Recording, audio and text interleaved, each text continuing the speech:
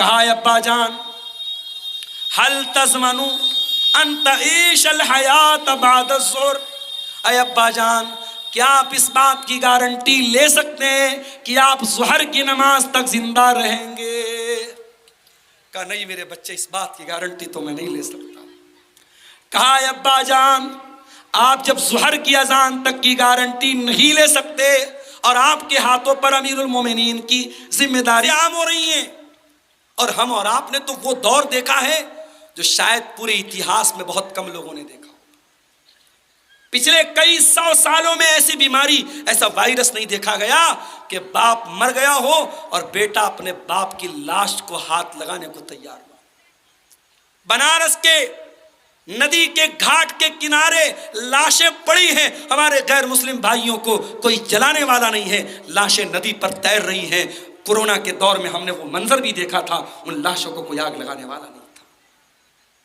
ممبئی کے ہمارے کچھ دوستوں نے بتایا باپ مر گیا، بیٹا اپنے باپ کی لاش کو جنازے کو ہاتھ لگانے کو تیار نہیں، کوڑے کی گاڑی میں رکھ کے لاش کو لے کے جایا جا رہا ہے۔ یہ منظر میرے بھائیوں پورے اتہاس میں کسی نے نہیں دیکھا جو ہم نے دیکھا ہے،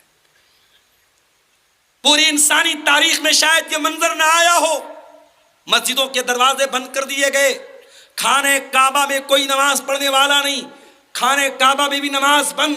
عید کی نماز ہم نے گھر میں پڑھی، بقرعید کی نماز ہم نے گھر میں پڑھی، یہ منظر بھی ہم نے میرے بھائیوں دیکھا ہے۔ اور قرآن کہتا ہے فَلَوْلَا إِذْ جَاءَهُمْ بَأْسُنَا تَضَرَّعُوا وَلَكِنْ قَسَتْ قُلُوبُهُمْ وَزَيَّنَ لَهُمُ الشَّيْطَانُ مَا كَانُوا يَعْمَلُونَ۔ میرے بندو جب ہمارا عذاب آیا، ہماری طرف سے تکلیف آئی، آزمائش آئی، بیماری آئی، تو ہونا تو یہ چاہیے تھا کہ تم گڑ گڑاتے، تم توبہ کرتے، تم اللہ سے معافی مانگتے، تم سدھر جاتے، تم اصلاح کر لیتے، لیکن نہیں۔ وَلَكِنْ قَسَتْ قُلُوبُهُمْ، ان کے دل سخت ہو گئے، دل کٹھور ہو گئے۔ شرابی تب بھی شراب پیتے رہے، زانی تب بھی زنا کرتے رہے، حرام خور تب بھی حرام کھاتے رہے، بے پردہ لڑکیاں گھومنے والی تب بھی بے پردہ گھومتی رہیں، کسی برائی میں کمی نہیں آئی، کسی گناہ میں کمی نہیں آئی۔ میرے پیارے ساتھیوں بیماریاں ہم سے پوچھ کے نہیں آئیں گی، اور معاف کرنا میرے نوجوان، جب بیماری آئے گی یہ پوچھ کے نہیں آئے گی تیری عمر کتنی ہے، تیری شادی ہوئی کہ نہیں، تجھے بچے ہوئے کہ نہیں، تو نے مکان بنایا کہ نہیں، تو نے زندگی کا شوق پورا کیا کہ نہیں۔ میرا ایک بڑا قریبی رشتہ دار، میری چچا زاد بہن کا بیٹا، جوان بیٹا 20-25 سال کا بیٹا بیمار ہوتا ہے، اور ٹی بی کی بیماری، بڑی خطرناک بیماری MDR ٹی بی کی بیماری ہوتی ہے، 40 دن تک ہاسپٹل میں ایڈمٹ رہتا ہے۔ جوان بیٹا تھا، رشتہ طے ہو چکا تھا، شادی ہونے والی تھی، ماں باپ کی آنکھوں کا تارا تھا، ماں باپ کی امیدوں کا سہارا تھا۔ جوان بیٹا بیمار پڑا، 40 دن تک ہاسپٹل میں میرے بھائیوں تڑپتا رہا، دوائیں چلتی رہیں، علاج ہوتا رہا، مگر کوئی فائدہ نہیں۔ 40 دن کے بعد گھر لایا گیا، 2 دن کے بعد ڈیتھ ہو جاتی ہے، انتقال ہو جاتا ہے۔ موت کا فرشتہ آ کر کے یہ نہیں پوچھتا ہے کہ میرے اللہ کے بندے یہ بتا کہ تیری شادی ابھی تک نہیں ہوئی، تجھے بچے نہیں ہوئے، تو نے زندگی کے بہت سارے رنگ و روپ نہیں دیکھے، ابھی میں تجھے نہیں موت دوں گا۔ موت کا فرشتہ تو اللہ کے حکم سے آتا ہے میرے بھائی، اور جب اللہ کا حکم ہوتا ہے ایک پل پہلے موت نہیں آئے گی، ایک پل بعد میں نہیں آئے گی۔ اب ذرا سوچو میرے بھائی، کسی کو گانا سنتے ہوئے اگر موت آ گئی، کسی کو ننگی ویڈیو دیکھتے ہوئے موت آ گئی، کسی کو شراب اور نشہ کرتے ہوئے موت آ گئی، کسی کو غلط کام کرتے ہوئے موت آ گئی، تو قیامت کے دن جب وہ اٹھے گا وہی زنا کرتے ہوئے اٹھے گا، وہی سگریٹ پیتے ہوئے اٹھے گا، وہی حرام کام کرتے ہوئے اٹھے گا۔ اللہ کے نبی فرماتے ہیں ان العبد یبعث علی ما مات علیہ، بندہ جس حال میں مرے گا اسی حال میں قیامت کے دن اٹھایا جائے گا۔ میرے عزیز ساتھیوں ہمیں اور آپ کو آج اس بات پر غور کرنے کی ضرورت ہے، اور قرآن کے اس سوال کا جواب ہمیں تلاش کرنے کی ضرورت ہے۔ الم یان للذین آمنوا ان تخشع قلوبہم لذکر اللہ، کیا ایمان والوں کے لیے وہ سمے نہیں آیا کہ ان کے دل اللہ کا کلام سن کر کے پگھل جائے؟ اور آگے بڑھیے، ایک بہت بڑا ڈاکو ہے، ڈاکو کا نام تھا فضیل ابن عیاض۔ اس کا کام تھا لوگوں کے گھر پہ جا کے ڈاکہ ڈالنا، لوگوں کا مال لوٹ لینا، لوگوں کو جان سے مار دینا۔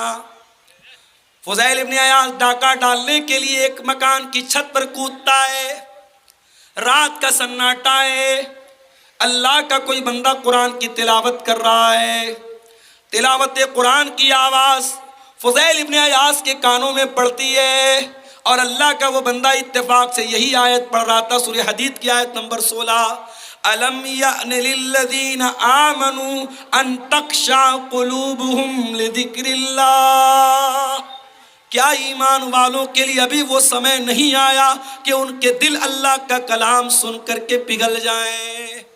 جب یہ آیت فضیل ابن عیاض کے کانوں میں پڑی، فضیل ابن عیاض نے سوچا کہ اے اللہ، کوئی تیرا بندہ رات میں بیٹھ کر قرآن پڑھ رہا ہے اور میں بیٹھ کے ڈاکہ ڈال رہا ہوں، میں لوگوں کی جان اور مال پر حملہ کر رہا ہوں۔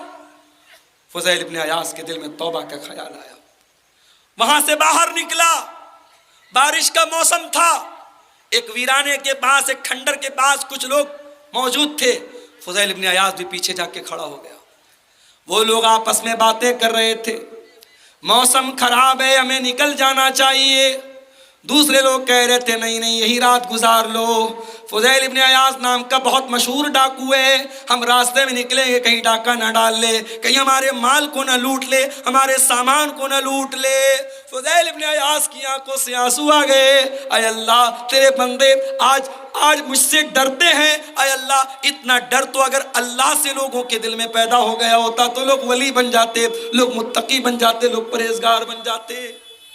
فضیل ابن عیاض نے سچی توبہ کی، میرے بھائی سچی توبہ کی، اور وہیں سے یہ عہد کیا کہ اب ساری زندگی میں اپنے آپ کو اللہ کے گھر سے جوڑ دوں گا، مسجد حرام سے، خانہ کعبہ سے جوڑ دوں گا۔ اور اس کے بعد فضیل ابن عیاض کی ساری زندگی خانہ کعبہ کے پاس گزرتی ہے، اور اپنے دور کے بہت بڑے عالم، بہت بڑے زاہد اور بہت بڑے اللہ والے جانے جاتے ہیں۔ قرآن کی ایک آیت فضیل ابن عیاض کے دل کی دنیا کو بدل دیتی ہے۔ میرے پیارے ساتھیوں، ہمارے دل کی دنیا کب بدلے گی؟ میں پھر وہی آیت پڑھ رہا ہوں، أَلَمْ يَعْنِ لِلَّذِينَ آمَنُوا أَن تَخْشَعَ قُلُوبُهُمْ لِذِكْرِ اللَّهِ، اے ایمان والو، وہ سمے کب آئے گا، وہ ٹائم کب آئے گا جب اللہ کا کلام سن کر کے تمہارے دل پگھل جائیں گے؟ اچھا، قرآن کو پڑھنا بھی بڑے ثواب کا کام ہے، اور قرآن کو سننا بھی بڑے ثواب کا کام ہے۔ قرآن کو سننے میں بھی بہت ثواب ہے۔ ہمارے نبی قرآن پڑھتے بھی تھے اور قرآن سنتے بھی تھے۔ آئیے ایک واقعہ آپ کو سناتا ہوں، بخاری کی روایت ہے۔ اللہ کے نبی کے پاس ایک صحابی آتے ہیں، نام نوٹ کر لو، عبداللہ بن مسعود۔ عبداللہ بن مسعود یہ بڑے دبلے پتلے صحابی تھے، سنگل پسلی کے، اتنے دبلے پتلے تھے کہ ایک مرتبہ پیڑ کے اوپر چڑھ کے مسواک توڑ رہے تھے، اور ہوا بہت تیز چل رہی تھی اور ان کی پتلی پتلی ٹانگیں ہوا میں لہرا رہی تھی، تو صحابہ کرام ہنسنے لگے، مذاق اڑانے لگے۔ اللہ کے رسول نے پوچھا کیوں ہنس رہے ہو؟ کہا اے اللہ کے نبی ذرا دیکھیے نا، عبداللہ کی ٹانگیں کتنی پتلی پتلی ہوا میں لہرا رہی۔ آپ نے کہا اے لوگو، تم عبداللہ کی ٹانگوں کا مذاق اڑا رہے ہو، لہما اسقل فی المیزان من احد، قیامت کے دن جب اللہ تعالیٰ میزان کے اوپر، ترازو کے اوپر جب اعمال کو تولے گا تو عبداللہ بن مسعود کی پتلی پتلی ٹانگیں احد پہاڑ سے بھی زیادہ وزندار ہوں گی۔ اس کا مطلب یہ ہوا کہ کسی کی باڈی اگر کمزور ہے، کسی کا جسمانی سراپا کمزور ہے، لیکن ایمان مضبوط ہے، عمل مضبوط ہے، کیریکٹر مضبوط ہے، تو اللہ تعالیٰ کیا اس کا مقام بلند ہے۔ دنیا اس کو کیا سمجھتی ہے یہ میٹر نہیں کرتا، اللہ کے آپ کا ایمان دیکھا جائے گا، آپ کی باڈی، آپ کی خوبصورتی، آپ کا بال، آپ کی جو ہے آپ کے جو ہے شریر کتنا تگڑا ہے، اللہ تعالیٰ کا یہ میٹر نہیں کرتا، آپ کا ایمان اور عمل اللہ تعالیٰ کا میٹر کرتا ہے۔ عبداللہ بن مسعود اللہ کے نبی کے پاس آتے ہیں۔ اچھا، عبداللہ بن مسعود قرآن بہت اچھا پڑھتے تھے۔ جب یہ قرآن پڑھتے تھے تو اللہ کے نبی فرماتے ہیں اگر کسی کو قرآن بالکل تازہ تازہ سننا ہو، جیسا قرآن نازل ہوا ہے ویسا سننا ہو، تو عبداللہ سے قرآن سن۔ اللہ کے نبی فرماتے ہیں عبداللہ چلو تم مجھے قرآن پڑھ کے سناؤ۔ اے اللہ کے نبی، میں آپ کو قرآن کیسے پڑھ کے سناؤں؟ یہ قرآن تو آپ ہی کے اوپر اترا ہے، آپ تو خود صاحب قرآن ہیں، آپ کے اوپر قرآن اترا ہے، میں آپ کو قرآن کیسے پڑھ کے سناؤں؟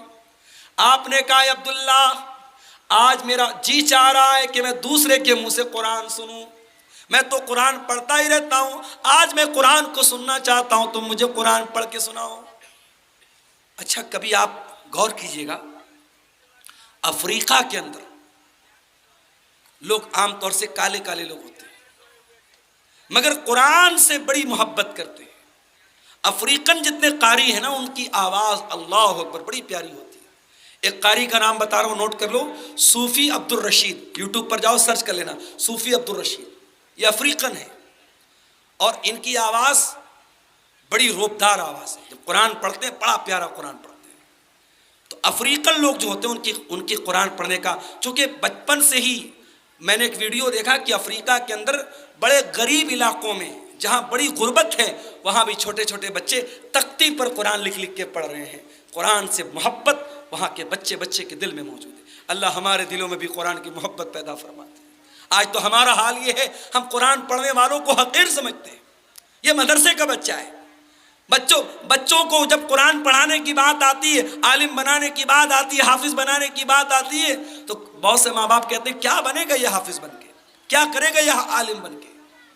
ارے یہ کچھ نہ کرے، اگر یہ قرآن کا عالم بن گیا، قرآن کا حافظ بن گیا، قیامت کے دن تیری شفاعت کا ذریعہ بنے گا، تجھے جہنم کی آگ سے آزاد کرنے کا ذریعہ بنے گا، قیامت کے دن تیرے سر پہ تاج رکھا جائے گا، قیامت کے دن تجھے جوڑا پہنایا جائے گا اور دنیا کو بتایا جائے گا یہ حافظ قرآن کی ماں ہے، یہ حافظ قرآن کا باپ ہے، یہ قرآن کے عالم کی ماں ہے، یہ قرآن کے عالم کا باپ ہے۔ کوئی مس ورلڈ بن گیا، کوئی عورت مس ورلڈ بن گئی، کوئی مس انڈیا بن گئی، کوئی مسٹر انڈیا بن گیا، یہ بڑے بڑے دنیا میں ایوارڈ ملتے ہیں۔ ذرا سوچو قیامت کے دن تمام لوگوں کے سامنے جس ماں باپ کے سر پہ تاج رکھا جائے، اس کے بچے کے حافظ ہونے کی وجہ سے وہ کتنا بڑا تاج ہوگا، وہ کتنا بڑا اعزاز ہوگا میرے بھائی۔ اس لیے قرآن پڑھنے پڑھانے والوں کو کبھی حقیر مت سمجھنا میرے بھائی۔ خیرکم من تعلم القرآن وعلمہ، سب سے بہترین انسان وہی ہے جو قرآن کو سیکھتا ہے اور قرآن کو سکھاتا ہے۔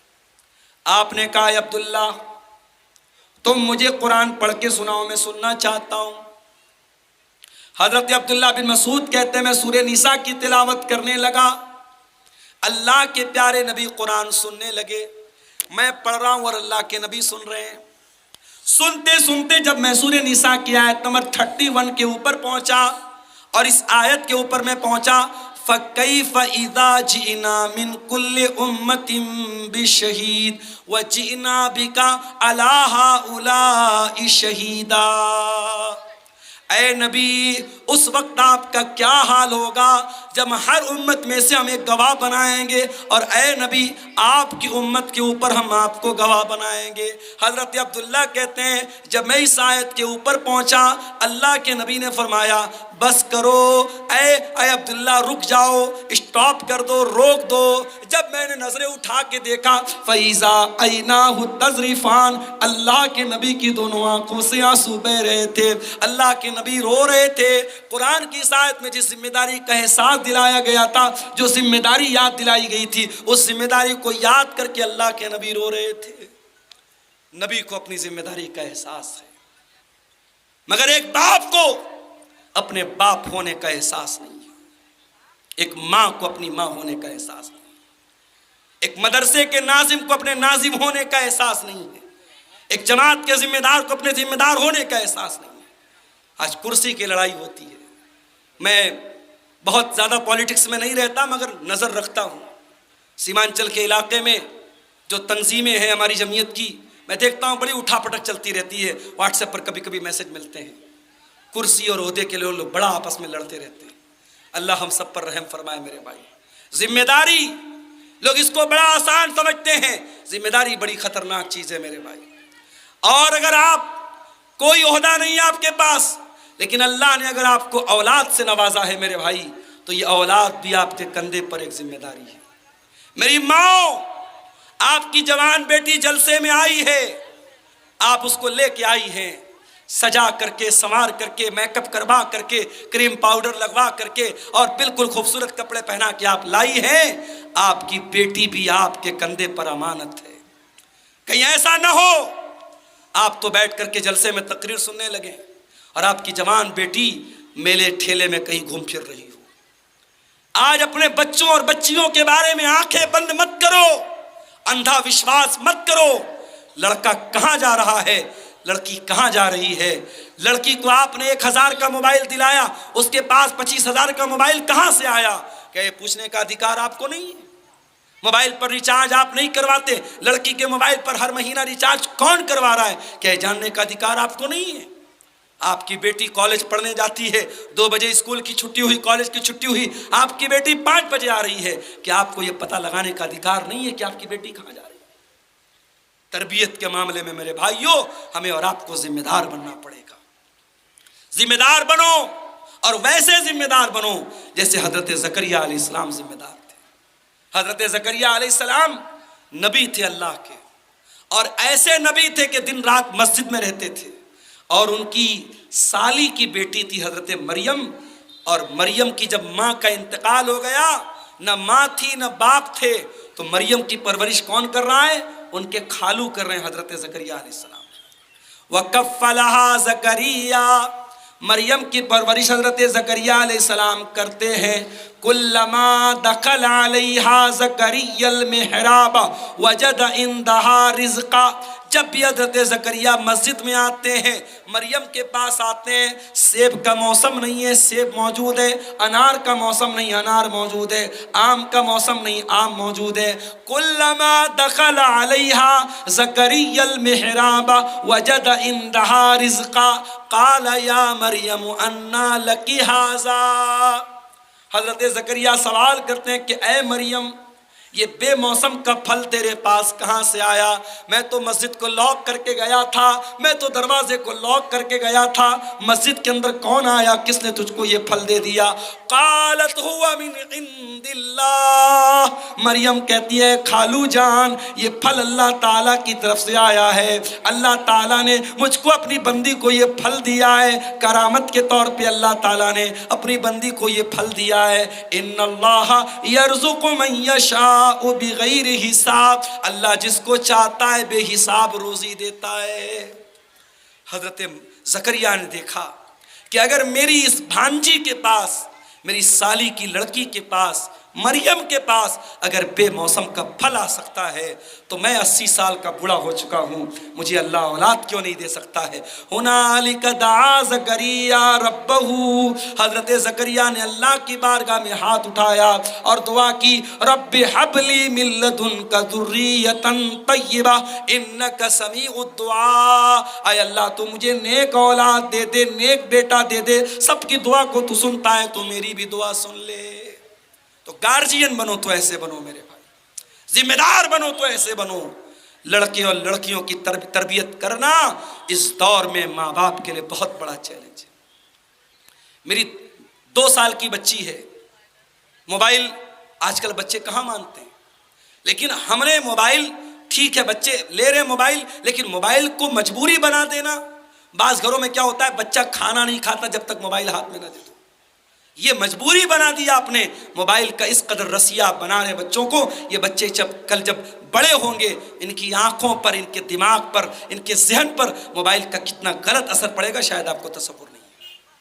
کبھی آپ غور کیجئے گا, یہ چھوٹے بچے جو کارٹون دیکھتے ہیں, ہمیں لگتا ہے یار وہ تو یوٹیوب پر کارٹون دیکھ رہا ہے, وہ تو یوٹیوب پر بچوں کا پروگرام دیکھ رہے ہیں. کبھی غور کیجئے گا, یوٹیوب پر آنے والے بچوں کے کارکرم میں, بچوں کے کارٹون میں بھی بہت خوبصورتی کے ساتھ سلو پوائزن, دھیرے دھیرے آپ کے بچوں اور بچیوں کو زہر دیا جا رہا ہے. بچوں کے, چھوٹے بچوں کے دماغ میں کیا ڈالا جا رہا ہے؟ ایک بوائے فرینڈ ہوتا ہے, گرل فرینڈ ہوتی ہے. لڑکا لڑکی میں ایک رشتہ ہوتا ہے گرل فرینڈ اور بوائے فرینڈ کا. اس کا انجام یہ ہوا ہے کہ آج جیسے ہی لڑکی جوان ہوتی ہے وہ بوائے فرینڈ کی تلاش میں نکل جاتی ہے, اور جیسے ہی لڑکا جوان ہوتا ہے وہ گرل فرینڈ کی تلاش میں نکل جاتا ہے. اور آج انسٹاگرام اور فیس بک اور واٹس ایپ نے وہ بے حیائی کا سیلاب پھیلا کے رکھا ہے میرے بھائیوں کہ بیان کے باہر ہے, بیان کے باہر ہے. اور میں کبھی کبھی ایک بات کہتا ہوں کہ اللہ کے نبی نے جب یہ فرما دیا کہ جب کوئی مرد کسی عورت سے اکیلے میں ملتا ہے تو تیسرا شیطان ہوتا ہے, تو کیا واٹس ایپ پر تیسرا شیطان نہیں ہے؟ کیا انسٹاگرام پر تیسرا شیطان نہیں ہے؟ کیا فیس بک پر تیسرا شیطان نہیں ہے؟ کسی لڑکے کا میسج آیا لڑکی کے لڑکی کو السلام علیکم، میں آپ کا اسلامی بھائی ہوں اور آپ میری اسلامی بہن ہیں، معاف کیجئے گا، اسلام کے رشتے کے اعتبار سے ٹھیک ہے، ہر مسلمان مرد دوسری عورت کا اسلامی بھائی ہے، مگر یہ اسلامی بھائی بہن کا رشتہ یہ اس بات کی اجازت نہیں دیتا ہے کہ لڑکی سے چیٹنگ کی جائے، اس کے ان باکس میں جا کے، چیٹنگ میں جا کے اس سے پرائیویٹ باتیں کی جائے۔ آج پہلے دعا سلام ہوتا ہے، ہائے ہیلو ہوتا ہے، اور اس کے بعد لمبی چوڑی باتیں ہوتی ہیں۔ زنا کاری اور بدکاری یہیں سے شروع ہوتی ہے میرے بھائی۔ ابھی میرے پاس ایک فون آیا مئو سے، بنارس سے 100 کلومیٹر دور ایک جگہ ہے مئو، ہماری پہچان کے ایک صاحب تو ان کا فون آیا، کہا مولانا صاحب ایک مسئلہ پوچھنا ہے۔ میں نے کہا کیا مسئلہ ہے؟ کہا ایک عورت ہے، اس کے شوہر کا انتقال ہو چکا ہے، بیٹے ہیں مگر بیٹے بہت بزی ہیں، بیٹوں کے پاس ٹائم نہیں ہے، وہ عورت عمرہ کرنے جانا چاہتی ہے۔ اس عورت کی جو دیورانی ہے، دیورانی سمجھتے ہیں نا، چھوٹے بھائی کی بیوی، تو دیورانی جو ہے وہ جا رہی عمرہ کرنے اور دیورانی اپنے بیٹے کے ساتھ جا رہی ہے، تو کیا وہ عورت اس لڑکے کی بڑی امی ہوئی تو لڑکا اپنی بڑی امی کے ساتھ، یا یہ کہہ لیجئے کہ چچی اور بھتیجا، کیا وہ عمرہ کرنے جا سکتے ہیں؟ میں نے کہا ایک بات بتاؤ میرے بھائی، کیا بڑی امی کا رشتہ یا چچی کا رشتہ کیا شریعت کی نظر میں کیا یہ محرم کا رشتہ ہے یا غیر محرم کا رشتہ ہے؟ تو وہ کہنے لگے مولوی صاحب مجھے تو ایسا لگ رہا ہے غیر محرم کا رشتہ ہے۔ میں نے کہا لگ نہیں رہا ہے، صحیح بات یہی ہے،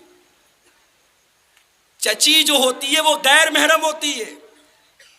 ٹھیک ہے ہم لوگ احترام میں چچی کو چچی بولتے ہیں یا بڑی امی بولتے ہیں، بڑی امی یا چچی، اگر چچا کا انتقال ہو جائے یا بڑے باپ کا انتقال ہو جائے تو وہ عورت نکاح میں بھی آ سکتی ہے اپنے دیور کے لڑکے کے ساتھ، اس کے لیے غیر محرم ہے۔ تو جس مرد کے ساتھ نکاح ہو سکتا ہے وہ غیر محرم ہے۔ میں نے کہا وہ اس کے ساتھ عمرہ کرنے نہیں جا سکتی۔ تو کہنے لگے مولوی صاحب یہ مسئلہ ہم نے اپنے علاقے کے بہت بڑے عالم شیخ اسد اعظمی حفظہ اللہ سے پوچھا تھا، جو ہمارے بھی استاذ لگتے ہیں۔ تو میں نے کہا جب آپ نے اتنے بڑے عالم سے یہ مسئلہ پوچھا تو پھر آپ نے مجھ سے کیوں پوچھا؟ کہنے لگے میں نے سوچا کنفرم کر لوں۔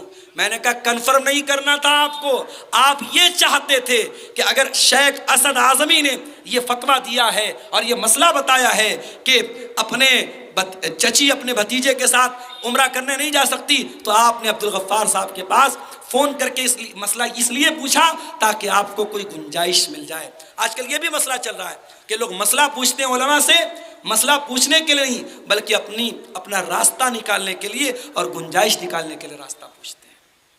میرے بھائیوں، اپنے گھروں میں محرم غیر محرم کا فرق کیجیے۔ کتنے گھروں میں آج محرم غیر محرم کا کوئی فرق نہیں۔ جیجا اپنی سالی کو لے کے گھوم رہا ہے بائک سے، دیور اپنی بھابھی کے ساتھ مٹر گشتی کر رہی ہے، بائک پر گھوم رہی ہے اور ادھر ادھر تفریح کرنے جا رہی ہے۔ کیا آپ کو نہیں معلوم کہ دیور بھابھی کا رشتہ کیسا ہے؟ اللہ کے نبی نے دیور کو بھابھی کے لیے موت قرار دیا ہے، اللہ کے نبی نے جیجا کو سالی کے لیے موت قرار دیا ہے۔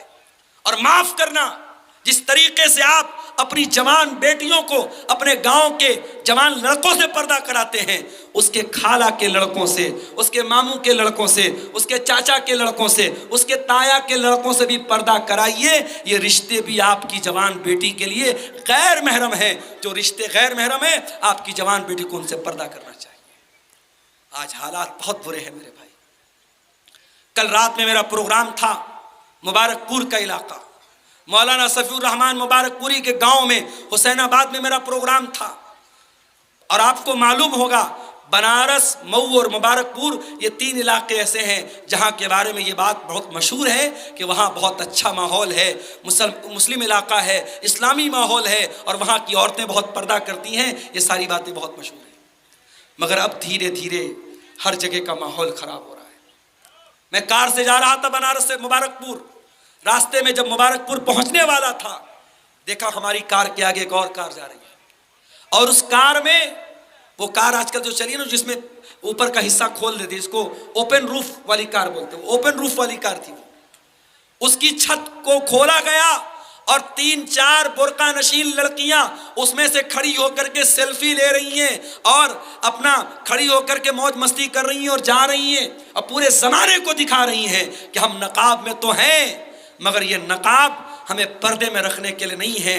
ہم نقاب میں رہ کر کے بھی مٹر گشتی کرتی ہیں، ہم نقاب میں رہ کر کے بھی بے حیائی کرتی ہیں. میرے پیارے ساتھیوں، اسی لیے میں کہتا ہوں کہ مسلمان عورت کو صرف نقاب پہنا دینا یہ کافی نہیں ہے، آپ کو تربیت کرنی پڑے گی، آپ کو سکھانا پڑے گا اپنی بچیوں کو کہ تو نقاب کیوں پہنتی ہے، تجھے نقاب پہننے کا حکم کیوں دیا گیا. اس لیے بعض علماء کہتے ہیں کہ قرآن کی 2 صورتیں عورتوں کو ضرور سکھائی جائیں، ایک سورہ نور ضرور سکھائی جائے، ایک سورہ احزاب ضرور سکھائی جائے. کبھی موقع ملے اپنے گھر کی عورتوں کو سورہ نور اور سورہ احزاب یہ ترجمہ اور تفسیر کے ساتھ ضرور اپنی بہنوں کو سکھا دیجئے، اس میں بڑا سبق ہے آپ کے گھر کی عورتوں کے لیے. یا ایھا النبی قل لازواجک وبناتک، اے نبی اپنی بیویوں سے کہہ دیجئے، اپنی بیٹیوں سے کہہ دیجئے، وَنِسَاءِ الْمُؤْمِنِينَ اور تمام مومنہ عورتوں سے کہہ دیجئے، یُدْنِینَ عَلَیہنَّ مِن جَلَابِیبِہِنَّ، جب وہ اپنے گھر سے نکلے تو چادر ڈال کے نکلیں، نقاب پہن کر کے نکلیں، برقع پہن کر کے نکلیں.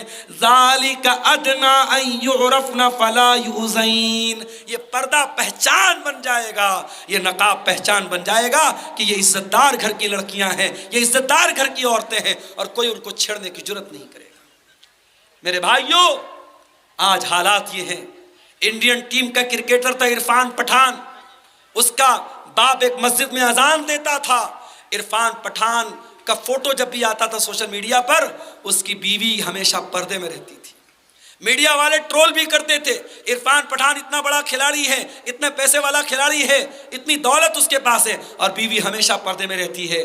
لیکن ابھی کچھ دنوں پہلے عرفان پٹھان صاحب کی جو بیوی ہے، ان محترمہ کا بغیر یعنی چہرہ، نقاب میں تو ابھی بھی ہیں مگر چہرہ اوپن کر کے اب ان کا فوٹو دھیرے دھیرے سوشل میڈیا پر آنے لگا. یعنی اب پیسہ جب زیادہ ہو گیا، ترقی آ گئی گھر میں، ماڈرنائزیشن آ گیا، تو ہمارے مسلمانوں میں ایک بڑا مسئلہ یہ ہے کہ جس کے پاس 4 پیسے آ جاتے ہیں اس کو اسلام کی باتیں اور دین کی باتیں بکواس لگنے لگتی ہیں. پیسہ آیا پردہ گیا، پیسہ آیا داڑھی گئی، پیسہ آیا گھر کے اندر سے حیا گئی. میرے بھائی، پیسہ کماؤ، دولت کماؤ، اسلام آپ کو دولت کمانے سے منع نہیں کرتا ہے، مگر ایسی دولت مت کماؤ جو دولت آپ کے دین کو برباد کر دے، جو آپ کے گھر کی حیا کو برباد کر دے، جو آپ کے گھر کے پردے کو برباد کر دے. کیا عثمان غنی پیسے والے نہیں تھے؟ کیا عبد الرحمن ابن عوف پیسے والے نہیں تھے؟ کیا حضرت عباس پیسے والے نہیں تھے؟ صحابہ میں کروڑ پتی صحابہ بھی تھے، صحابہ میں ارب پتی صحابہ بھی تھے، صحابہ میں بڑی بڑی جائیداد کے مالک صحابہ بھی تھے. ان کے پاس دولت تھی، زمین تھی، جائیداد تھی، پیسہ تھا، روپیہ تھا، مگر صحابہ کرام نے کبھی دین کو نہیں چھوڑا. میرے بھائیوں، دولت کماؤ مگر دین کو مت چھوڑو. الم یأن للذین آمنوا ان تخشع قلوبہم لذکر اللہ، کیا ایمان والوں کے لیے ابھی وہ سمے نہیں آیا کہ ان کے دل اللہ کا کلام سن کر کے پگھل جائے؟ آج گھروں کے حالات کیا ہے میرے بھائی؟ میرے پاس ایک فون آیا ایک خاتون کا مئو سے.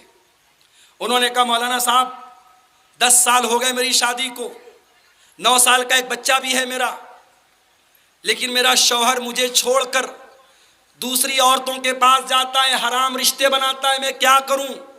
مجھے کوئی دعا بتا دیجئے، کوئی تسبیح بتا دیجئے جس کو میں پڑھ کے اپنے شوہر کو پلا دوں، کھلا دوں. میرا شوہر مجھ سے پہلے سے محبت کرنے لگے. میں نے کہا ہے میری بہن، سب سے پہلے تو آپ یہ بتائیے، آپ کا شوہر جب گھر میں آتا ہے کیا آپ اپنے شوہر کے لیے میک اپ کرتی ہیں، اچھا کپڑا پہنتی ہیں؟ کیا اپنے شوہر کے لیے اپنے آپ کو سجاتی ہیں، سنوارتی ہیں؟ اس عورت نے کہا کہ ہاں مولانا صاحب، میں ان تمام باتوں پر عمل کرتی ہوں، کوئی کمی نہیں کرتی ہوں. میں اپنے شوہر کو اپنی طرف مائل کرنے کا سارا جائز راستہ اپناتی ہوں، مگر میرا شوہر حرام رشتوں کی طرف جا رہا ہے، غلط عورتوں کی طرف جا رہا ہے، وہ میرے پاس نہیں آتا ہے، مجھے چھوڑ کر کے وہ باہر ویشی عورتوں کے پاس جاتا ہے، بے حیا عورتوں کے پاس جاتا ہے، ان کے پاس جا کر کے اپنی ضرورت پوری کرتا ہے. میں نے کہا اب سن لے میری بہن، اب سن لے. تو پوچھ رہی ہے کہ تیرے شوہر کو کون سی دعا پڑھ کے بتا دوں, کون سا ذکر پڑھ کے بتا دوں جس کو تو پڑھ کے پھونک دے؟ میں نے کہا دعا کی ضرورت نہیں ہے, ذکر کی ضرورت نہیں ہے, اب تیرے شوہر کو جوتے اور چپل کی ضرورت ہے. اس نے کہا ہے یہ کیا کہہ رہے ہیں آپ؟ میں نے کہا ہاں صحیح بول رہا ہوں میں. جب ایک انسان آلریڈی ایک عورت سے شادی کر کے حلال رشتے کو چھوڑ کر کے, حلال آپشن کو چھوڑ کر کے حرام آپشن کی طرف جا رہا ہے, اس کو دعا تعویذ کی ضرورت نہیں ہے, اس کو کچھ پڑھ کر کے پھونکنے کی ضرورت نہیں ہے, اس کو تو جوتے چپل مارنے کی ضرورت ہے. وہ حرام طریقہ اپنا رہا ہے اور تو اتنی بڑی سیدھی سادھی اللہ کی بندی ہے کہ تو مجھ سے دعا پوچھ رہی, کون سی دعا پڑھ کے اس کو دم کر دوں. آج یہ گھر گھر کی کہانی ہو رہی ہے میرے بھائی. آپ یقین کریں کنوارے مردوں اور کنواری لڑکیوں میں بدکاری اور زناکاری جو بڑھ رہی ہو تو بڑھ ہی رہی ہے. شادی کے بعد بھی, جس کو انگلش میں ہم ایکسٹرا میریٹل افیئر کہتے ہیں, شادی کے بعد کا حرام رشتہ, وہ بھی سماج میں بڑی تیزی سے پروان چڑھ رہا ہے. سماج کا تانا بانا برباد ہو رہا ہے. شادی شدہ عورت کا دوسرے کے ساتھ ریلیشن, شادی شدہ مرد کا دوسری عورتوں کے ساتھ ریلیشن, یہ عام ہوتا چلا جا رہا ہے. میرے پیارے ساتھیوں, وجہ کیا ہے؟ وجہ یہی ہے, نہ بیوی شوہر کے لیے وفادار ہے, نہ شوہر بیوی کے لیے وفادار ہے. وفادار ہوتے, ایک دوسرے کے لیے لباس بنتے, ایک دوسرے کا حق سمجھتے, تو بیوی کبھی غداری نہ کرتی شوہر کے ساتھ, شوہر کبھی غداری نہ کرتا بیوی کے ساتھ. ہاں اگر ایک بیوی شوہر کی ضرورتوں کو پورا نہیں کر پا رہی ہے, ایک بیوی کے ذریعے اس کی جسمانی ضرورتیں پوری نہیں ہو پا رہی ہیں, بہت سارے مسائل میں تقریر میں بہت کھول کے بیان نہیں کر سکتا, اگر ایک بیوی کے ذریعے انسان کی ساری ضرورتیں پوری نہ ہو پائیں اور اس کے پاس اللہ نے اتنا نوازا ہے کہ وہ ایک سے زیادہ شادی کر سکتا ہے, تو اس کو حرام راستہ اپنانے کی اجازت تو بالکل بھی نہیں ہے. ہاں حلال آپشن یہ ہے, اسلام یہ کہتا ہے اگر تیرے پاس طاقت ہے, پیسہ ہے, جسمانی طاقت ہے, مال ہے, اور تو انصاف کر سکتا ہے, تو تو ایک سے زیادہ شادی کر سکتا ہے. حلال آپشن ہے. اگر آپ کے حالات اور آپ کی طاقت اجازت دیتی ہے, آپ دوسرا نکاح کر سکتے ہیں, مگر یہ حرام ریلیشن شپ آج ہمارے گھروں کو برباد کر رہی ہے. میرے بھائی اپنے گھروں میں دین کا ماحول پیدا کرو میرے بھائی. دیندار, بیوی بھی دیندار ہو, شوہر بھی دیندار ہو.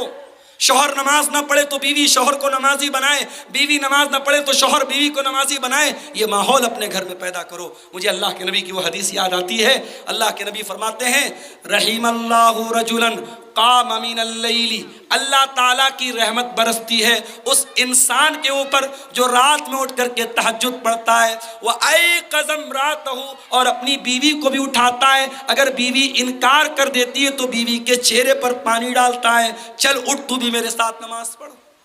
اور اللہ کی رحمت برستی ہے اس عورت کے اوپر جو رات میں اٹھ کر کے تہجد پڑھتی ہے اور شوہر کو بھی اٹھاتی ہے. اگر شوہر انکار کرتا ہے تو شوہر کے چہرے پر پانی چھڑک کر کے اٹھاتی ہے, چل تو میرے ساتھ تہجد پڑھ. ایسی فیملی ہو, ایسے میاں بیوی ہوں, ایسا جوڑا ہو تو گھر میں برکتیں اتریں گی, گھر میں نیکی اترے گی اور گھر کے اندر دین کا ماحول پیدا ہوگا. میرے بھائی ایک واقعہ یاد آیا حضرت عمر بن عبدالعزیز رحمۃ اللہ علیہ کا. کون نہیں جانتا حضرت عمر بن عبدالعزیز ایک بہت ہی نیک, ایماندار, اللہ سے ڈرنے والے خلیفہ تھے. بڑے خاموشی اور سکون کے ساتھ سنیے, تقریر کے یہ آخری پوائنٹ چل رہے ہیں. حضرت عمر بن عبدالعزیز رحمۃ اللہ علیہ جب خلیفہ بنتے ہیں,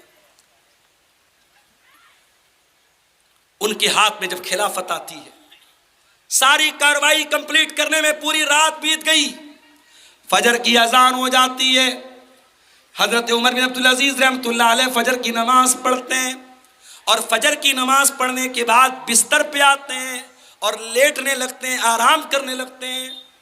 ان کا 17 سال کا جوان بیٹا جس کا نام عبد الملک تھا, وہ اپنے باپ کے پاس آتا ہے اور کہتا ہے کہ اے ابا جان, کیا ارادہ ہے, کیا کرنے جا رہے ہیں؟ کہا بیٹا کل پوری رات تیرا باپ جاگا ہوا ہے, میرے ہاتھ پر خلافت کی ذمہ داری آئی ہے, ساری کاروائی مکمل کرنے میں پوری رات گزر گئی. بیٹا اب تیرا باپ آرام کرنے جا رہا ہے, میں سوچ رہا ہوں تھوڑا سستا لوں, اور سحر کی نماز کے بعد پھر اپنا کام آگے بڑھاؤں گا۔ کہا اے ابا جان، آپ جانتے ہیں کہ بہت سارے ایسے لوگ سماج میں ہیں جن کا حق مارا گیا ہے، جن کے ساتھ ظلم ہوا ہے، اتیاچار ہوا ہے، اور آپ کے ہاتھوں میں جب خلافت آئی ہے اب وہ اس انتظار میں ہے کہ ان کا حق ان کو ملے گا، اتیاچاریوں کو سزا دی جائے گی، ظالموں کو سزا دی جائے گی۔ اے ابا جان، یہ کام کرنے کے پہلے آپ بستر پہ جا رہے ہیں؟ کہا بیٹا میں بستر پہ جا رہا ہوں کیونکہ رات بھر کا تھکا ہارا ہوں، میں سحر کے بعد یہ کام نپٹاؤں گا، تو ٹینشن مت لے، تو فکر مت کر۔ آ چکی ہے، اسی حال میں اگر اللہ کو پیارے ہو گئے آپ اللہ کو کیا جواب دیں گے؟ حضرت عمر بن عبدالعزیز رحمت اللہ علیہ کی آنکھوں میں آنسو آ گئے۔ کہا ہے میرے بچے میرے قریب آ جا، اپنے بچے کو سینے سے لگایا اور آسمان کی طرف ہاتھ اٹھا کے کہا الحمدللہ الذی اخرج من صلبی من یعیننی علی دینی۔ اے اللہ تیرا شکر ہے تو نے ایسا بیٹا مجھے دیا ہے جو اپنے باپ کو دین پر مدد کر رہا ہے، اپنے باپ کو سمجھا رہا ہے، باپ سے اگر غلطی ہو رہی ہے تو بیٹا اپنے باپ کی اصلاح کر رہا ہے۔ اے اللہ تیرا کرم ہے تو نے مجھے ایسا بیٹا دیا ہے۔ اس کے بعد حضرت عمر بن عبدالعزیز رحمۃ اللہ علیہ نے آرام کرنے کا ارادہ کینسل کر دیا اور وہیں سے اٹھے اور اپنے کام کو کنٹینیو کیا اور حقداروں کو ان کا حق دلانے کے لیے چلے گئے۔ میرے پیارے ساتھیوں، یہ ہوتی ہے ایک مسلمان کی فیملی، یہ ہوتا ہے ایک مسلمان کا پریوار، ایک مسلمان فیملی ایک دوسرے کو، بھائی بھائی کو، بھائی بہن کو، باپ بیٹے کو، بیٹا باپ کو، جہاں دین کے معاملے میں اگر کوئی کمی ہو رہی ہے، کوئی کوتاہی ہو رہی ہے، ایک دوسرے کی مدد کرتے ہیں۔ کیا آپ وہ واقعہ بھول گئے حضرت عمر کے دور کا؟ حضرت عمر جا رہے تھے گشت کرنے کے لیے اور ایک مکان کے پاس سے ان کا گزر ہوا اور ایک ماں اپنی بیٹی سے کہہ رہی تھی کہ بیٹی دودھ میں پانی ملا دے، اور بیٹی نے کہا تھا امی جان کیا آپ نے نہیں سنا امیر المومنین کا آرڈر آیا ہے، دودھ میں پانی ملانا اپرادھ ہے، جرم ہے، کرائم ہے۔ تو ماں نے کہا بیٹا رات کا ٹائم ہے، امیر المومنین کو کیا خبر کہ ہم دودھ میں کتنا پانی ملا رہے، تو اٹھ کے ملا دے۔ تو بیٹی جواب دیتی ہے کہ اگر عمر نہیں دیکھ رہا ہے فإن رب عمر یرانا، عمر کا رب ہمیں دیکھ رہا ہے، عمر کا رب ہمیں دیکھ رہا ہے۔ حضرت عمر نے مکان کا نمبر نوٹ کیا، مکان کی علامت نوٹ کی، گھر آئے، اپنے بچوں کو بلایا اور کہا ہے میرے بچوں میں نے ایک لڑکی کی آواز سنی ہے، میں نہیں جانتا وہ کتنی خوبصورت ہے، میں نہیں جانتا اس کی پرسنالٹی کیسی ہے، میں نہیں جانتا اس کا خاندان کیسا ہے، میں اتنا جانتا ہوں وہ لڑکی اللہ سے بہت ڈرنے والی ہے، وہ لڑکی بہت نیک ہے، میں چاہتا ہوں اس لڑکی کو اپنے گھر کی بہو بنا کے لاؤں، تو میں سے کون اس لڑکی کے ساتھ شادی کرنا چاہتا ہے؟ حضرت عمر کے ایک بیٹے تھے جن کا نام عاصم بن عمر تھا۔